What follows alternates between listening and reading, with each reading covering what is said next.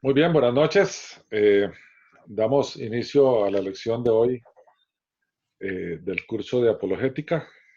Continuamos con el análisis de las sectas. La lección pasada vimos a los mormones y hoy corresponde estudiar a los testigos de Jehová. De nuevo, como siempre ha sido en estas últimas lecciones que analizamos religiones y sectas, vamos a ver fundador, generalidades, textos, alimentación, oraciones y prácticas, etcétera, centrados en los testigos de Jehová. Entonces empecemos analizando primero quién fundó los testigos de Jehová. Su fundador es Charles Russell, Charles Taze Russell, y él fundó esta organización en el año 1872. Él había nacido 20 años antes y era hijo de Joseph y Anna Eliza Russell. Él inició todo esto porque él estaba en desacuerdo con la doctrina bíblica del castigo eterno en el infierno. Vean qué interesante por dónde nace. Él empezó con un grupo de estudiantes de la Biblia y empezó a ver doctrinas que empezó a negar en el tiempo. El castigo eterno en el infierno es una. Después siguió estudiando y empezó a negar la Trinidad, la deidad de Cristo y la deidad del Espíritu Santo. Es la principal diferencia que tienen los testigos de Jehová con la religión o nosotros los cristianos bíblicos, es que ellos no ven a la Santísima Trinidad como el Dios Trino, no ven Padre, Hijo y Espíritu Santo como tres manifestaciones que son consustanciales, tres personas que son consustanciales de un solo Dios o de un solo ser. Pero empezó por una. Empezó por el castigo eterno en el infierno. Y esto, yo quiero recalcar este tema. Vean el peligro en que uno puede estar incurriendo cuando uno empieza a negar una sola de las doctrinas que están en las Escrituras. Eso dio inicio para que hiciera una secta de impacto mundial, que son los testigos de Jehová. Esto ocurrió en Pittsburgh, Pensilvania, en el estado de Pensilvania, en los Estados Unidos, donde Russell empezó a organizar clases bíblicas o estudios bíblicos, ¿verdad? Fue en el año 79 donde él publicó sus ideas de las nuevas doctrinas, donde fue coeditor de una publicación que se llamaba El Heraldo de la Mañana, con un señor que se llamaba N.H. Barbour, que fue el fundador de ese periódico. Ese periódico posteriormente pasó a ser el famoso Atalaya. La Atalaya, hasta el día de hoy, es una publicación de los Testigos de Jehová, ¿verdad? Y ellos dicen que el Atalaya, ¿verdad? Que es un anunciador, es un promulgador, digamos, es un heraldo. Lo que anunciaba era el reino de Jehová. Y entonces inició fundando la nueva Sociedad de Tratados de Atalaya de Sion, hoy es conocida como la Sociedad Atalaya de Biblias y Tratados. La primera edición de la revista, su revista famosísima de la Atalaya, fue de solo 6,000 ejemplares por mes. Permítame un segundito porque tenemos a Sandra entrando. Ok, ahora sí.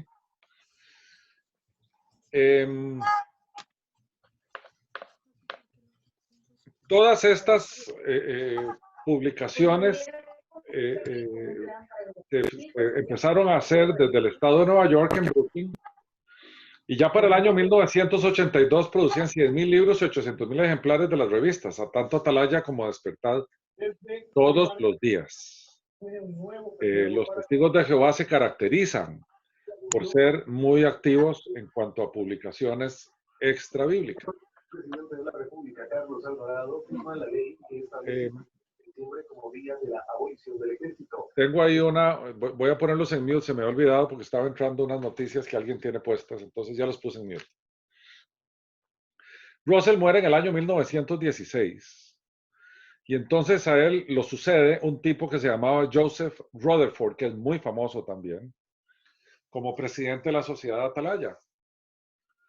En el año 31 del siglo pasado, cambia de nombre la asociación por el nombre de Testigos de Jehová.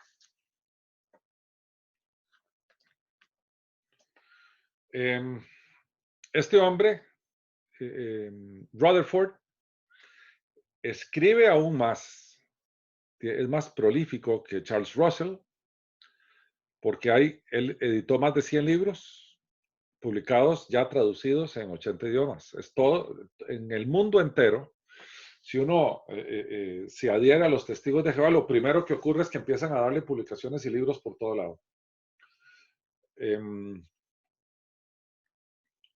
Este hombre enseñaba que todas las iglesias organizadas, todas las que se conocen, a excepción de los testigos de Jehová, eran obras del diablo y desde los tiempos de los apóstoles, el cristianismo se había constituido como una iglesia apóstata. Este es un escrito que él dejó en The Enemies, en el libro The Enemies, página 282, y dice: el principal enemigo visible de Dios y por consiguiente enemigo público número 1 es la congregación religiosa llamada católica romana. El texto que ellos ven, esto hay que tener un cuidado tremendo con este texto. Es la Biblia. El tema es que ellos hicieron su propia traducción y se llama la traducción del Nuevo Mundo o la Biblia del Nuevo Mundo, publicada por la Watchtower Bible y Tract Society of New York Inc. y la International Bible Students Association of Brooklyn. Esta es una Biblia. Y una Biblia completita, Antiguo Testamento y Nuevo Testamento. Y ellos reclaman que es la única Biblia que está correctamente traducida. Y vean el nombre del Nuevo Testamento, la traducción del Nuevo Mundo de las Santas Escrituras griegas cristianas. Y eso se tradujo al inglés a partir de la versión del griego original, dicen ellos, y que fue publicado originalmente en el año 1950. Y su versión del Antiguo Testamento se llama la traducción del Nuevo Mundo de las Santas Escrituras hebreo-arameas, y que se tradujo al inglés a partir de la Biblia hebraica, publicada originalmente en 1960.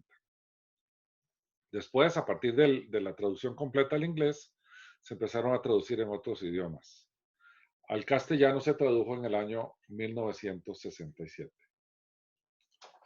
Este comité de traducción, autodenominado el Comité del Nuevo Mundo, siempre se mantuvo en el anonimato. Me voy a detener aquí un momento.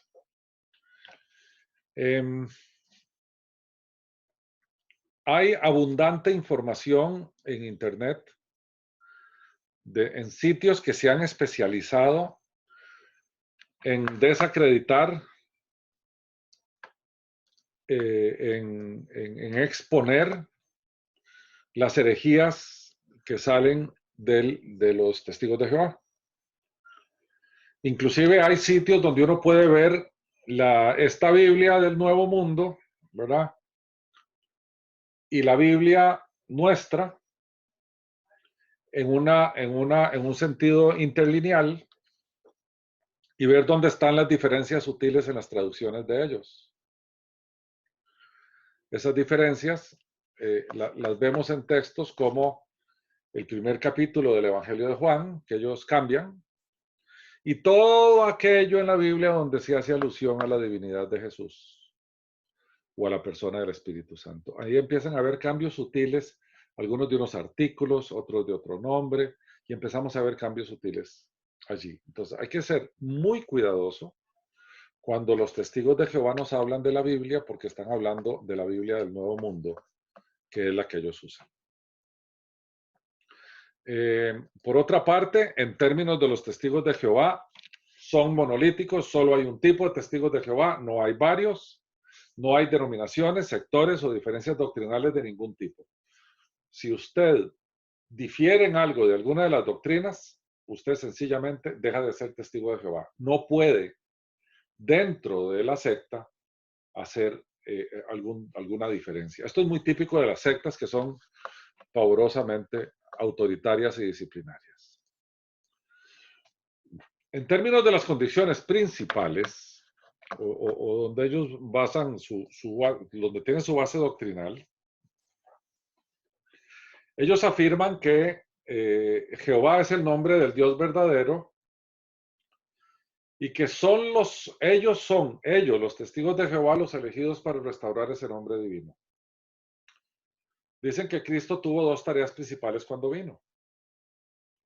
La primera fue vindicar o glorificar o santificar en lugar de vindicar el nombre de Jehová. Revalidar el nombre de Jehová. Rescatar el nombre de Jehová. Y la segunda es dar la vida en rescate por los testigos de Jehová. ¿Ok? Los testigos de Jehová niegan que Jesús sea eterno y todopoderoso o para todos los efectos divino. Sí aceptan que es celestial, mas no divino. Recordemos que celestial viene del cielo, pero, por ejemplo, el arcángel Miguel es celestial, mas no divino. Viene del cielo, pero no es divino. Gabriel es celestial, mas no es divino. Divino solo Dios, que a la vez es divino y es celestial. Los testigos de Jehová niegan la divinidad de Jesús y por lo tanto dicen que es un ser criado, que no es eterno, que no es todopoderoso, que no es igual al Padre, sino que tiene una naturaleza inferior y distinta a la de Jehová. Eso lo demuestran resaltando el lado humano de Jesús. En su Biblia nombran a Cristo Dios con minúscula. Vean, este tema del lado humano de Jesús obedece a una discusión que ha habido en la iglesia desde siempre, desde toda la vida.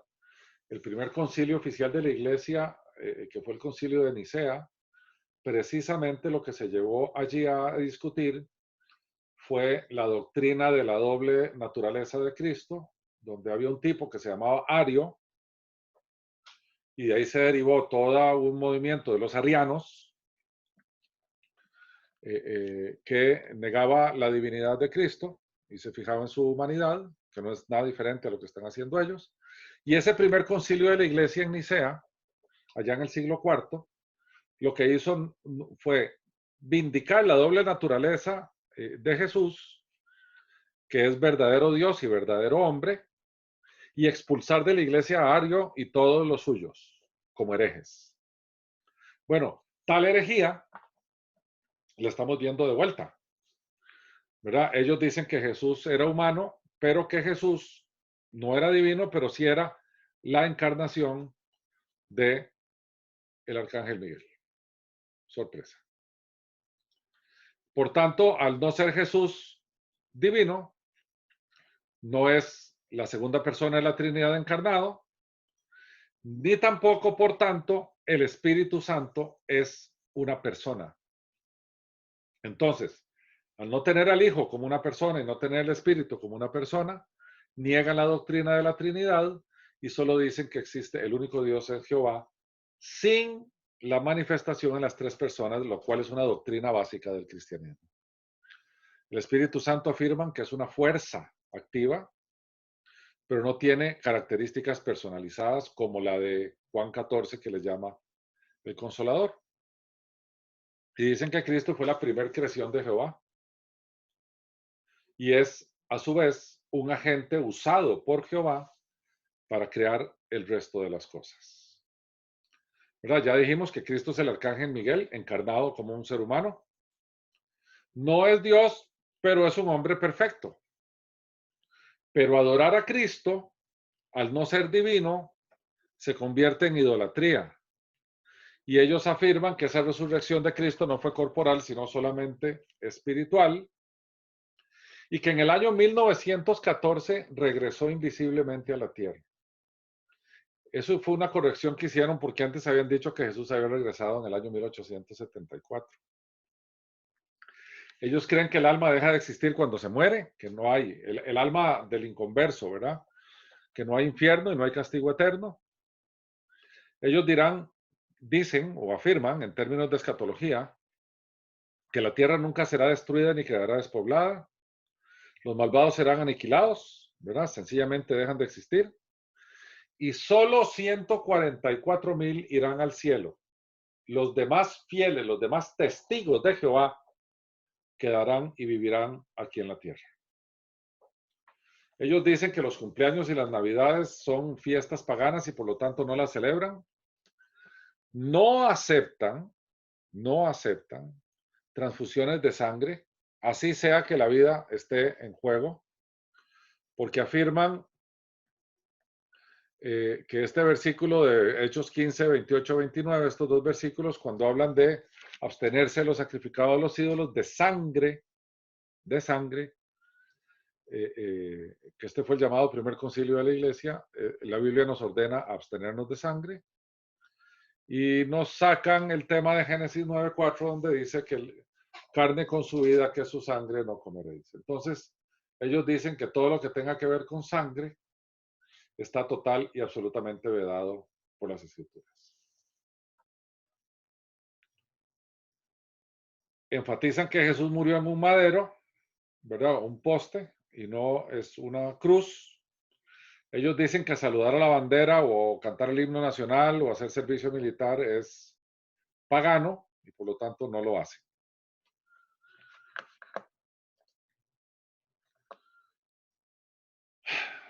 En términos de moral y ética, como todas las sectas, son bien estrictos. Bien estrictos. Los testigos de Jehová, como fundamental, como centro de su conducta, deben dedicar su tiempo y su dinero a la difusión del reino de Dios. Por eso es que son tan proselitistas. Ellos no deben ocuparse en actividades que entorpezcan o obstaculicen su proceso de difusión. Por tanto, ir al cine, teatros o actividad sana o distractiva está muy mal visto, porque es tiempo perdido. En vez de estar haciendo prosélitos, está la gente divirtiéndose, entonces no está trabajando para el reino de Dios.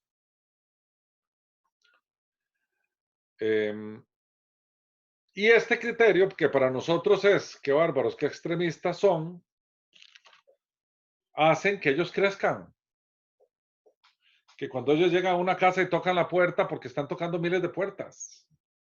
Por lo tanto, se convierten en gente muy eficaz y su secta aumenta en tamaño.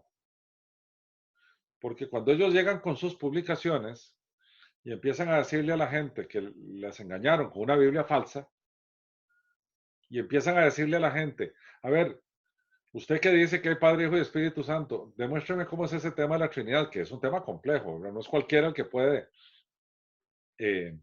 explicar correctamente la Trinidad. O te sacan la Biblia al Nuevo Mundo y te leen el primer capítulo de Juan y dicen que la otra es una mentira porque está mal traducida y esta es la correcta. Hay un montón de gente que dicen, mira, esto tiene sentido. Y entonces siempre encontrarán a alguien que lo siga y les crea. En términos de su relación con otras religiones, ellos dicen que las otras son diabólicas. De nuevo, aquel que rechaza a los testigos de Jehová, cuando muere, cesa de existir. Y ellos dicen que la Biblia nuestra está mal traducida y que por tanto eso es una abominación delante de los ojos de Dios. Que la única traducción correcta es la Biblia del Nuevo Mundo. En términos de oraciones y prácticas, ellos ponen énfasis en la oración privada. Claramente esto es Mateo 6, ¿verdad? Donde Jesús dice, la oración con tu Padre Celestial tiene que ser privada y tiene que ser en lo secreto. Jesús claramente ahí en Mateo 6 reprueba la oración ostentosa, hipócrita de los fariseos, ¿verdad? Ellos afirman que la oración es una petición a Dios, por lo tanto a Jesús no le oran, pues no es Dios. Dicen que Jesús enseñó la oración al Padre y dicen que en Juan 6 en el Padre Nuestro está ahí. Y que en el Padre Nuestro al final, el Padre Nuestro se Se le pide a Dios que venga a su reino, lo cual es un tema predilecto de los testigos de Jehová, el reino de Dios. De hecho, los lugares de culto de ellos, de reunión, se llaman el Salón del Reino, evocando un poco el Salón del Reino de Apocalipsis 4 y 5. El que vio Juan, ¿verdad? Donde estaba aquel sentado en el trono, de iban 24 ancianos y estaban los seres vivientes y eso. El bautismo, en su parte, es una ceremonia testificante de que el bautizado es adherido oficialmente a los testigos de Jehová, a los que ya antes por fe había estado vinculado. La cena, por otra parte, es un símbolo del memorial de la última cena y la celebran una vez al año. Ellos la celebran tal y como la celebran los judíos en la Pascua, ¿verdad? Es el 14 de Nisan, a la puesta del sol. Y solo se autoriza que esas cenas se hagan a los 144,000 que según ellos son los elegidos. Perdón, los bautismos, dicho sea de paso, son en lugares amplios y son públicos, pero con multitudes de testigos de Jehová celebrando a los bautizados. En términos de sus regímenes de alimentación, ellos comen todo tipo de alimentos, solo que sin sangre. Digamos que kosher, por llamarlo de alguna manera. Aunque no tienen el régimen organizado kosher que tienen los judíos, ¿verdad? Con rabinos especializados en certificaciones kosher, etcétera. Ellos se cuidan ellos. Aparte de esto, ellos pueden comer todo siempre y cuando la gente no exagere y lo haga con moderación. En términos de la organización eclesiástica que tienen ellos, todo viene de la organización principal y se distribuye por los grupos que tienen jerarquías claramente estructuradas. Adelante hay una dirección general que según ellos es la representación visible de Jehová. Allí hay 7 directores, quienes son vitalicios. Están en Brooklyn, en Nueva York. Y allí se facilita todo el trabajo de impresión y predicación para todos los países donde hay salones del reino, estos lugares de culto. Localmente en cada país hay corporaciones o sociedades filiales que son exactamente como oficinas con presidentes y directores oficiales. Y esa sucursal representa a los testigos en ese país. Está atendida y manejada por un servidor que es el que organiza y dirige a todos los locales que hay en ese país en particular. Después están los distritos que tienen carácter de una región, también dirigidos por un servidor, que también vigila y dirige al escalón que le sigue para abajo. Después hay un circuito que también tiene un servidor, que es como una suerte de presbítero, que tiene como competencia capacitar e instruir a los proclamadores y dirigentes en su aprendizaje. Revisa cuentas, reprende y anima jefes, recomienda candidatos para puestos que luego son aprobados por la oficina central. Este es como un supervisor, llamémosle de alguna manera. Después están los grupos de barrio, ¿verdad? Que son grupos pequeños que se reúnen en casas o en células, llamados también congregaciones o compañías. Ellos hacen mucho estudio bíblico, muchísimo estudio bíblico en las casas, muchísimo. De hecho, es allí donde ocurre la mayoría de la dinámica de los testigos de Jehová. Y se reúnen una vez por semana en los salones del reino. Ahí tenemos una muestra de los cargos y posiciones que hay típicamente en las congregaciones, ¿verdad? Siervo de congregación, que es el que vigila y es el superintendente. Hay un auxiliar, hay uno que promueve los estudios de la Biblia de ellos, hay otro que promueve la entrega de revistas en el territorio, hay uno que es el financiero, hay uno que es el encargado de la revista, que es su columna vertebral, digámoslo de alguna manera. Está la escuela del ministerio teocrático, que es enseñar a cómo predicar, o sea, cómo proclamar. Hay uno que se encarga de la condición espiritual de sus asociados, que se llama el Siervo de Estudio del Libro de la Congregación. Y después tenemos los oradores públicos que son certificados por el comité de la congregación para que puedan hablar en público sobre ellos. El Salón del Reino es, como decíamos antes, el lugar de su congregación. Ellos se reúnen un par de veces por semana y la asistencia es abierta. Ahí estudian la Biblia, su Biblia, y la aplicación estricta a la vida de los testigos. También hay un espacio para preguntar, cánticos y oraciones al principio y al final como una forma de alabanza. Y no hay trasiego de dineros, porque la organización tiene su vida financiera a partir de la venta de las publicaciones de libros y de revistas. Tienen como día santo el 14 de Nisan. No celebran las fiestas normales de todo, ya sea comunitarias, religiosas o civiles. Decíamos que el 14 de Nisan celebran la Cena del Señor y se hace de nuevo, como habíamos dicho antes, una vez por año.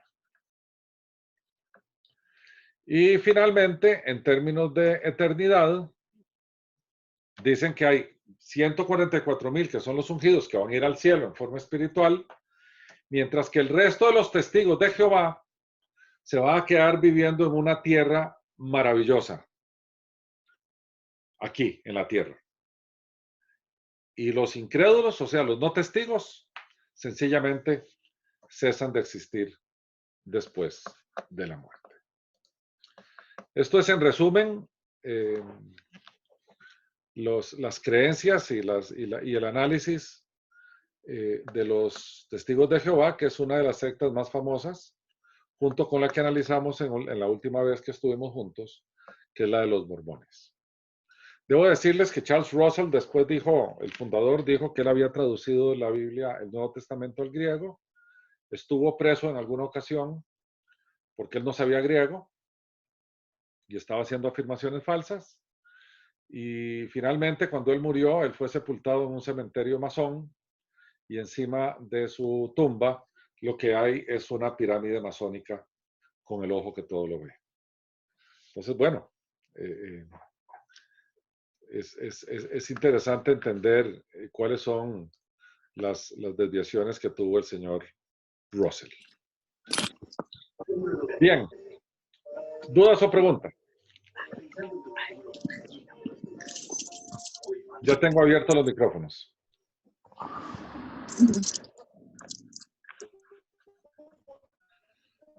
¿Algo? ¿Quedó clarito esto?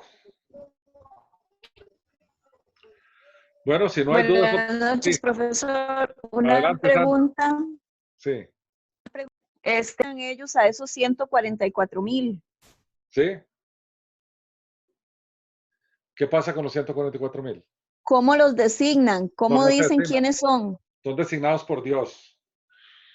Eso es bien curioso, ¿verdad? Ellos tienen comunidades de ancianos, les llaman elders en inglés, y Dios les va revelando quiénes son esos 144,000. Son solo 100. A ver. Son solo 144,000. Es un número cerrado que va a ascender a los cielos de forma espiritual. Ajá. Desde que ellos empezaron a existir Hasta hoy. hasta que terminen los tiempos. Sí, hasta que termine.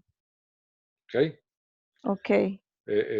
Eso, hasta donde yo pude investigar, se mantiene en un secreto terrible. Recordemos que las juntas directivas que están allá arriba son también, pues no son públicas. Pero el tema aquí es bien interesante. Ellos hablan de que solo esos 144 van al cielo con Dios y que el resto se va a quedar en una vida eterna aquí en la tierra. O sea, desde la perspectiva de un testigo de Jehová, estando aquí en la tierra eternamente, en una tierra completamente santa y pura y buena y linda, es lo que espera.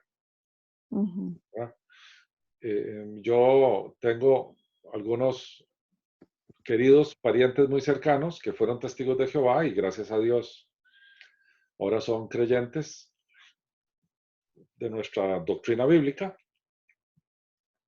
pero sus parientes a su vez siguen siendo testigos de Jehová y la mamá de uno de ellos, ya una señora anciana, le dijo que ella iba a lamentar muchísimo que cuando se terminaran todas estas cosas, ella iba a estar en la tierra disfrutando de las bendiciones y que él sencillamente, su hijo, iba a dejar de existir.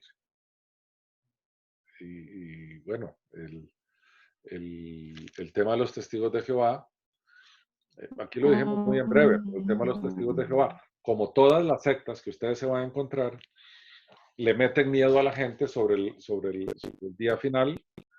Ellos le llaman a ese día final Armagedón. Ellos extraen muchas cosas de la Sí. Biblia y las tuercen un poquitito. Y hoy en día todos los testigos de Jehová están esperando que venga Armagedón para que termine todo esto, Ajá. ¿verdad? Porque ellos, a diferencia de nosotros, nosotros esperamos la segunda venida de Cristo, Ajá. que es distinto, ¿verdad? Profe, yo tengo familiares que son testigos de Jehová también y son muy fiesteros. No celebran las cosas que nosotros celebramos, pero sí celebran los nacimientos. O sea, no se pierden un té de canastilla, jamás. Ellos son los primeros que están ahí. Y también les gusta bailar y tomar. Entonces yo, no sé, no escuché nada de eso ahora. No, yo tampoco sabía de esos familiares suyos, deben ser excepcionales. No A ver, celebran la- cumpleaños, las ni fiestas que tampoco no cosas celebran, civiles. sí, las fiestas que ellos no celebran son las fiestas que son, eh, eh, qué sé yo, públicas en términos de religión o civil, ¿verdad? La independencia, Ajá, Navidad, qué sé yo, Semana Santa. sí, Cumpleaños es prohibidísimo celebrar los cumpleaños. ajá. Pero yo no sé si té de canastilla, eso yo me imagino que eso no lo tienen prohibido. No, porque ellos participan en todos, Sí, y eso de eso de todos que los que puedan.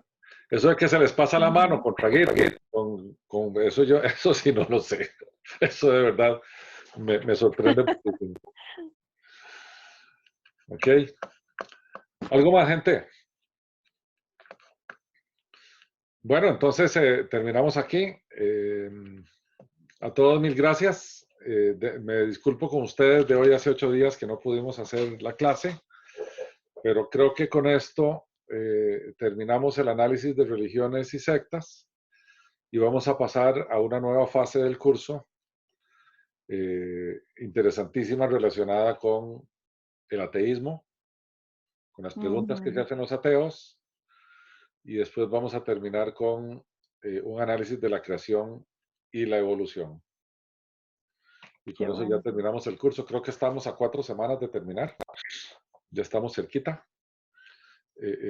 Y ha sido de verdad una bendición para mí estar todos los martes con ustedes. Entonces, mil bendiciones a todos. Y si Dios lo permite, nos vemos de hoy en 8. ¿Ok? Muchas gracias. Buenas Ok. noches. Buenas noches. Muchas gracias. Buenas Buenas noches, don noches. Roland. Buenas noches.